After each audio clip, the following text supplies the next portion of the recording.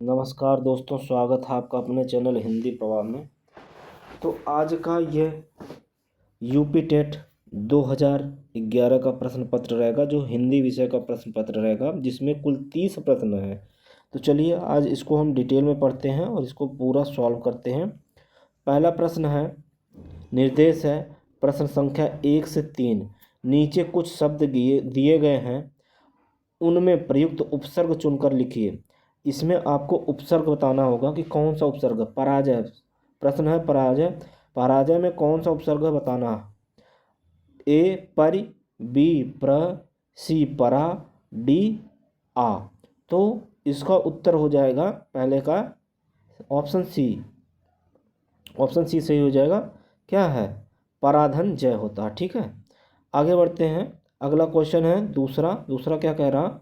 दूसरा कह रहा अपमान में कौन सा उपसर्ग है। ठीक, तो ए औ, बी अप, सॉरी उप, और तीसरा जो है आपका सी अति, डी अप। तो इसका सही उत्तर हो जाएगा ऑप्शन डी। डी ऑप्शन सही हो जाएगा, अप। ठीक, चलिए आगे देखते हैं। प्रश्न नंबर 3। तीसरा क्या कह रहा है? दुर्वस्था। दुर्वस्था में आपका कौन सा उपसर्ग है? ए दुस, बी दुर, सी औ, डी दो। तो इसमें देखिए साफ साफ लिखा हुआ दूर, तो यही हो जाएगा दूर, ऑप्शन बी। ठीक है, प्रश्न नंबर 4 देखते हैं क्या कह रहा। आकाश पाताल के बीच लगने वाला, ठीक, ये जो चिन्ह दिया हुआ है इसी को पूछ रहा है। ये लगने वाला चिन्ह है, क्या है, कौन सा चिन्ह है ये? ठीक है, तो चलिए देखते हैं। आकाश पाताल के बीच लगने वाले कौन सा चिन्ह है ये? अल्प विराम, बी विस्मयाद बोधक चिन्ह, सी योजक चिन्ह, डी उद्धरण चिन्ह, और पांचवा सॉरी, तो इसमें इसका सही उत्तर हो जाएगा योजक चिन्ह, सी योजक चिन्ह। ठीक है, सी ऑप्शन सही हो जाएगा। प्रश्न नंबर 5 पे चलते हैं। चलिए, प्रश्न नंबर द्विगु है। द्विगु समाज का उदाहरण कौन सा है? पूछ रहा है इसमें से कौन सा द्विगु समाज का उदाहरण है। माता पिता, बी यथाशक्त, सी नवग्रह, डी पीताम्बर। तो द्विगु समास का जो उदाहरण है वो है सी नवग्रह। नव देखिए, द्विगु समास जो होता है उसमें पूर्व पद जो होता है वो संख्यावाची होता है। ठीक, तो यहाँ पे देखिए 9 लिखा कि नहीं, 9 मतलब होता है 9, 9, ये वाला 9। ठीक है, तो यही हो गया द्विगु समास। ठीक, आगे बढ़ते हैं। प्रश्न संख्या 6 कह रहा, यह नई साड़ी है, वाक्य में नई शब्द क्या है? वही पूछ रहा कि नई क्या लिखा है। चलिए, तो सर्वनाम, बी क्रिया, सी क्रिया विशेषण, डी विशेषण। तो प्रश्न संख्या 6 का सही उत्तर हो जाएगा डी विशेषण। कैसे? देखिए यहाँ पे ये साड़ी है, इसी की विशेषता बता रहा कि साड़ी कैसी है, नई है। ठीक, आप संज्ञा पहचानिए, संज्ञा से पूछ लीजिए कैसा कैसी, तो आपको विशेषण मिल जाता है। ठीक है, प्रश्न संख्या 7 अब हम लोग देखते हैं 7 क्या कह रहा है। ठीक है, प्रश्न संख्या 7 में कह रहा है दिए गए विकल्पों में से तद्भव शब्द का चयन कीजिए। आपको तद्भव शब्द बताना है। ठीक है, ए है बैंक, बी अमीर, सी अग्नि, डी मुंह। तद्भव मतलब होता है ऐसा शब्द जो संस्कृत से बना हुआ है। ठीक, तो इसमें देखिए तद्भव हो जाएगा डी मुंह। ठीक है, इसका तत्सम होगा मुख, ये तो तत्सम है ही है। ठीक है, तो इसका सही उत्तर हो जाएगा ऑप्शन नंबर डी मुंह। ठीक है, चलिए आगे बढ़ते हैं। प्रश्न नंबर 8 पढ़ते हैं। प्रश्न नंबर 8 क्या कह रहा है? हिंदी किस लिपि में लिखी जाती है? ये 2011 का प्रश्न पत्र है दोस्तों। ठीक है, शिक्षक पात्रता परीक्षा यूपी टेट का जो है 2011 का प्रश्न पत्र। हिंदी किस लिपि में लिखी जाती है? ए ब्राह्मी, बी देवनागरी, सी खरोष्टी, डी गुरमुखी। तो हिंदी देखिए, हिंदी की जो लिपि है वो बी देवनागरी लिपि है।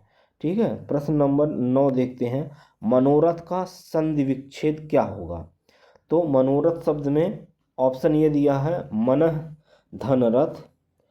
अच्छा, ऑप्शन बी दिया है मन धन ओरथ। सी मनोधन रथ, डी मन धन रथ। चलिए, तो इसका सही उत्तर हो जाएगा ऑप्शन नंबर ए, मन धन रथ। ठीक है, विसर्ग संधि हो जाएगी इसमें, मन प्लस रथ। चलिए, प्रश्न नंबर आप 10 देखिएगा। नीचे दिए गए विकल्पों में से तत्सम शब्द का चयन करना है आपको। कौन सा शब्द बताना? तत्सम। देखिए दोस्तों, तत्सम शब्द जो होते हैं वो संस्कृत के शब्द होते हैं, ठीक है, उसी को तत्सम बोला जाता है। तो इसमें क्या रहेगा? पहला ऑप्शन दिया आम्र, बी दिया है दूध, सी दिया है शहीद, और डी दिया है खिड़की। तो इसका सही उत्तर हो जाएगा ऑप्शन ए, आम्र। ठीक, इसका जो तद्भव होगा आम होगा। चलिए आगे देखते हैं। प्रश्न नंबर 11, सर्वनाम के कितने भेद होते हैं? तो ऑप्शन ए है 6, बी 5, सी 7, डी 4। तो सर्वनाम का सही उत्तर हो जाएगा आपका ए, ऑप्शन ए 6। ठीक, आगे बढ़ते हैं, अगला देखते हैं। प्रश्न नंबर 12, निम्नलिखित में से कौन सा शब्द सूर्य का पर्यायवाची नहीं है? ये आपको देखिए, इस तरह का जब भी आप प्रश्न पढ़ते हैं तो उसमें आपको ध्यान देना, नहीं शब्द पे ज़्यादा जोर देना। ठीक है, कभी कभी हम ध्यान नहीं देते हैं, नहीं नहीं पढ़ते हैं, इस वजह से ये भूल जाता, तो हम जो है उस पर लगा देते हैं। पूछा क्या नहीं है? दिनकर, बी रवि, सी अंशुमाली, और डी यामिनी। तो इसका सही उत्तर हो जाएगा ऑप्शन नंबर डी, यामिनी। ठीक है, यामिनी ये जो है सूर्य का पर्यायवाची नहीं है। चलिए आगे देखते हैं। अगला प्रश्न नंबर 13, नीचे लिखे वाक्य के लिए एक शब्द बताइए जो युद्ध में स्थिर रहता है। आपको अनेक शब्दों के लिए एक शब्द आता ना, वही है। तो युद्ध में कौन स्थिर रहता है, उसके लिए एक शब्द क्या होता है, वही आपको बताना है। चलिए, यशस्वी, सत्याग्रही, युधिष्ठिर, अश्वारोह। तो ऑप्शन सी हो जाएगा युधिष्ठिर। ठीक है, सी ऑप्शन सही हो जाएगा युधिष्ठिर। युद्ध में स्थिर रहने वाले को क्या बोलते हैं? युधिष्ठिर। चलिए प्रश्न नंबर हम 14 देखते हैं। 14 में क्या पूछ रहा है? दिग्भ्रम उदाहरण है। आपसे ये पूछ रहा कि जो दिग्भ्रम लिखा है ये क्या उदाहरण है? कौन सा? विसर्ग संधि का, अयाद स्वर संधि का, व्यंजन संधि का, या यण संधि का? तो देखिए इसका सही उत्तर हो जाएगा ऑप्शन सी, व्यंजन संधि। इसका देखिए जो एक मिनट, हाँ, इसका अगर आप दिग्भ्रम को संधि विच्छेद करेंगे तो दिक प्लस भ्रम बराबर दिग्भ्रम। ठीक है, तो इसका सही उत्तर हो जाएगा सी। ऐसे करते हैं, लिखेंगे दिक, पेन नहीं चल रही है, दिक क में हलंत लगाएंगे, ठीक, प्लस भ्रम, भय लिखेंगे, नीचे र लगाएंगे, मो। ठीक, ये आपका सही उत्तर हो जाएगा दिक प्लस भ्रम दिक। क का जो होता है तीसरा अक्षर होता है, तो ये ग हो जाएगा दिक। ठीक है, आगे बढ़ते हैं। प्रश्न नंबर 15 देखते हैं। श्याम धीरे धीरे चलता है। तो धीरे धीरे शब्द क्या है, यही पूछ रहा है। चलिए, क्रिया है, क्रिया विशेषण है, सी विशेषण है, डी इनमें से कोई नहीं।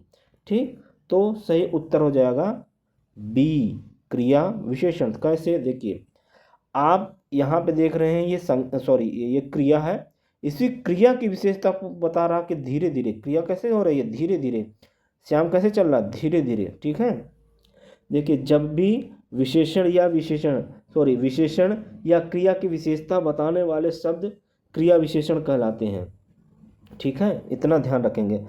चलिए प्रश्न नंबर 16 देखते हैं। शैव कहते हैं, मतलब ये पूछ रहा है शैव किसे कहते हैं। ठीक, जो शक्ति की उपासना करता है, जो शिव की उपासना करता है, जो विष्णु की उपासना करता है, डी जो किसी की उपासना नहीं करता है।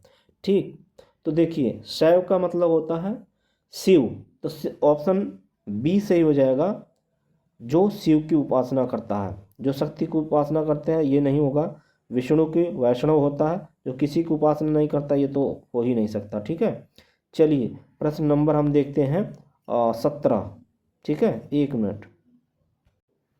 जी।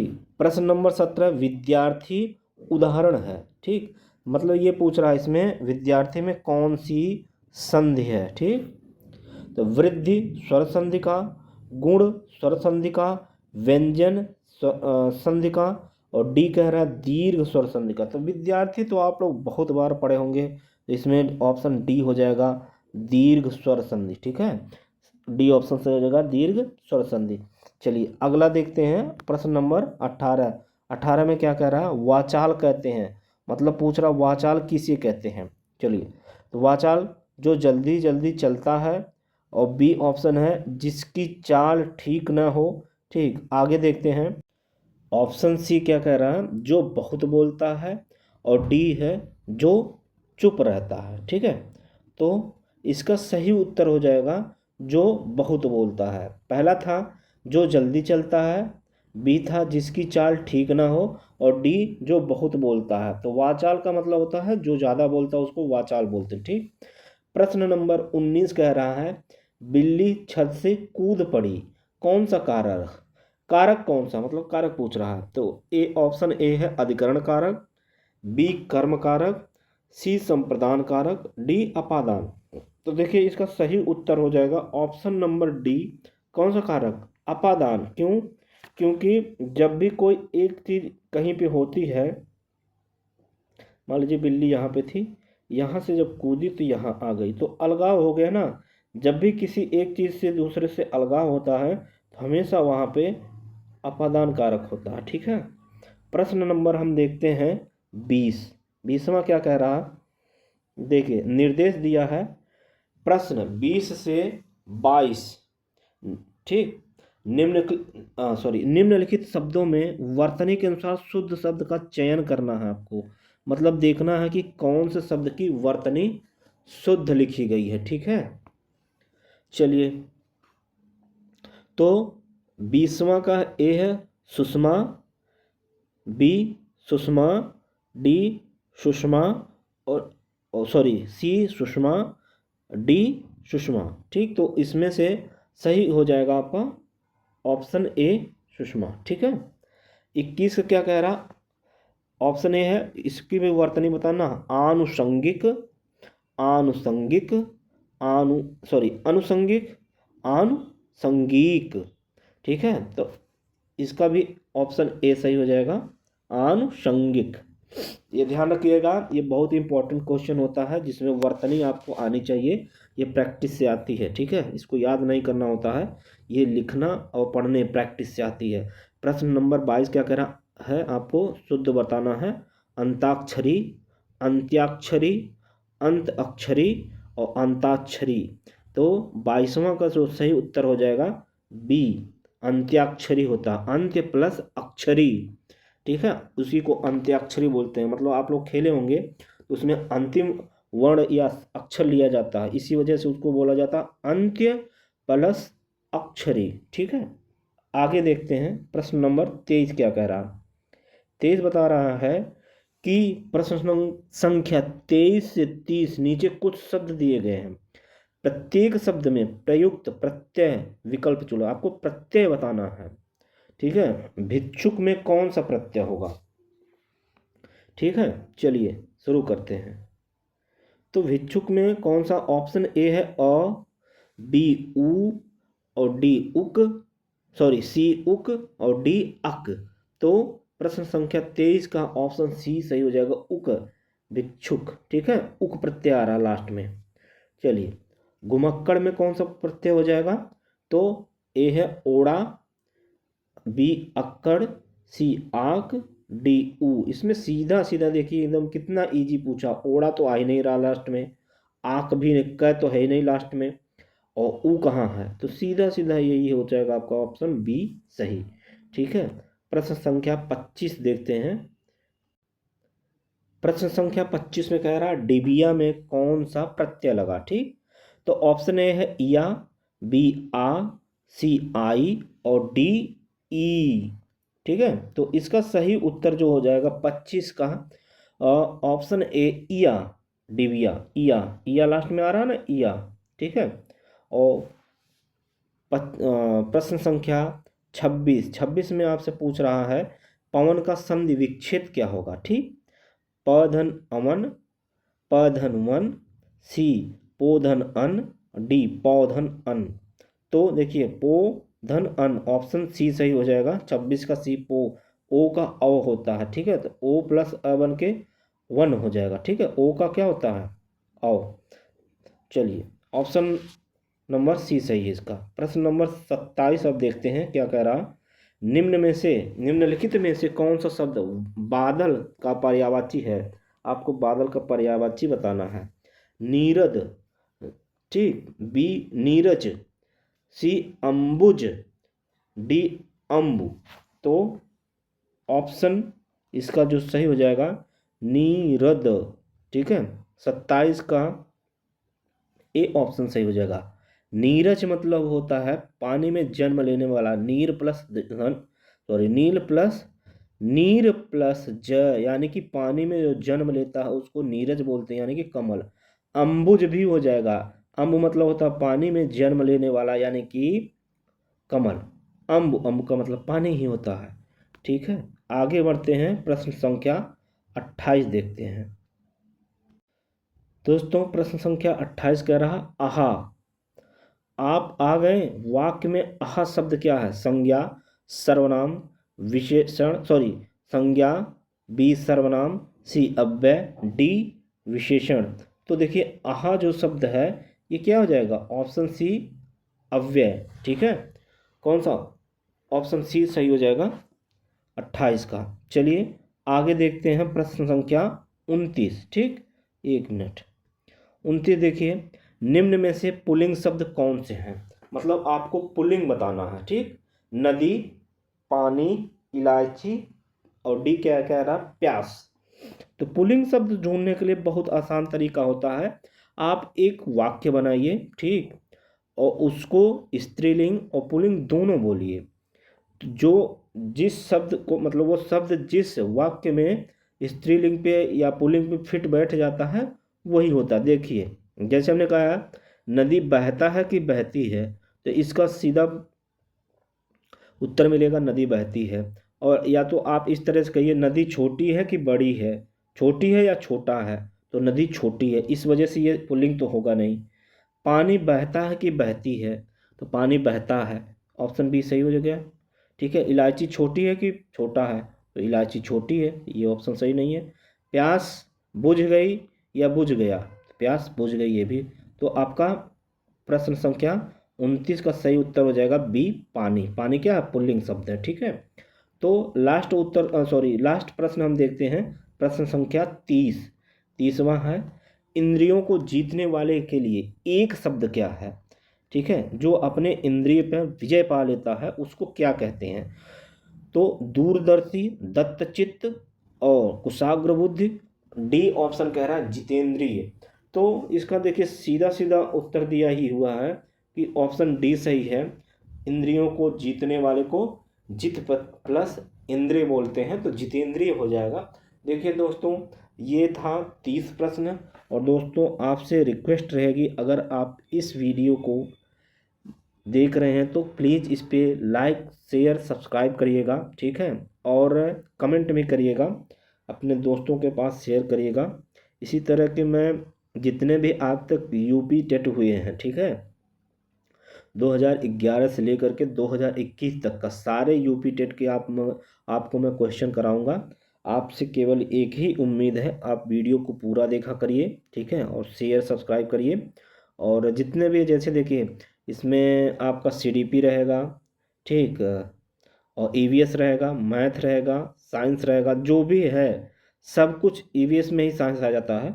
संस्कृत है, सब कुछ मैं आपको बारी बारी से कराऊंगा। पहले मैं हिंदी करा रहा हूँ, फिर इसके बाद मैं ईवीएस कराऊंगा, सीडीपी करा दूंगा, इस तरह से सभी मैं कराऊंगा 2011 से लेकर के 2021 तक के जितने यूपी टेट हुए हैं। तो उम्मीद है आपको ये वीडियो पसंद आया होगा। और अगली वीडियो के लिए मैं आपको जो है अगले वीडियो मिलता हूँ। ठीक है, तब तक के लिए धन्यवाद, जय हिंद।